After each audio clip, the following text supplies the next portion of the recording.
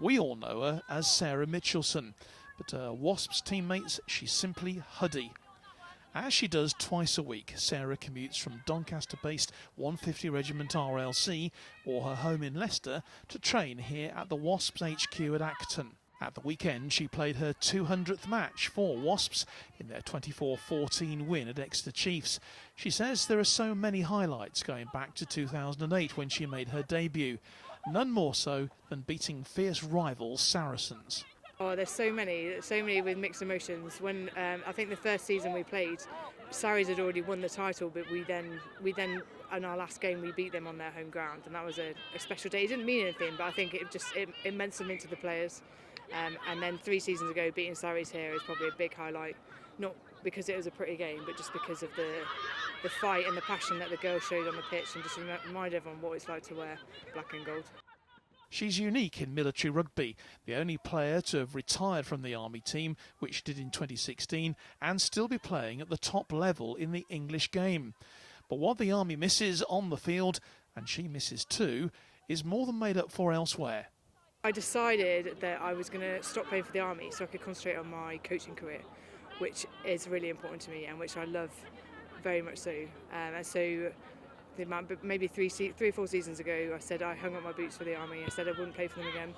There may have been a couple of games that have creeped in, but I've really concentrated on being the assistant and defence coach now with the Army team, and I've managed to get my level 3 out of that, and I've really enjoyed it more than I ever thought I would. So I'm really pleased I've done it actually.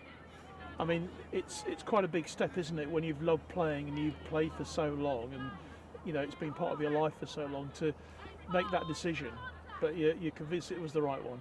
I think because I've got Wasps to keep playing, keeping me ticking over with rugby, I feel like I'm not really missing rugby because I still get to play the week in, week out, as much as I do miss very much so putting on a red jersey, especially when I see them playing at inter-services. I'd do anything to get back on that pitch again. Sarah's the first to admit to being so fortunate that she's been able to play at all this year, because she and some of her fellow Forces players are in the elite game. Somehow she manages to combine the demands of her job, a young family and hours on the road each week with commitment to her rugby. She has great support from her unit for giving her the time, and she commands the respect from everyone at Wasps from the very top down. She epitomises everything that is to be a Wasp. Her spirit, her commitment to what she does, her desire to be the best she can be, week in, week out, month in, month out, season in, season out. I have never seen Huddy step off a pedal once. She changed position from centre to back row about 3 years ago, and that season was tough for her because it was different. And now she absolutely excels in that position. She's fantastic. Sarah Mitchelson's been one of the reasons why women's rugby has taken off in the Forces, with so many military players following her lead to play at the top level in the English game. She keeps thinking about hanging up her boots, but each time the R word is mentioned, the subject is rapidly changed by Wasps management. A very good coach and a very good friend of mine once said to me, "Don't stop playing until you can't." And I'm pretty much that. I'm pushing myself probably to the end of my career. To be honest, I don't see myself going any further than this season.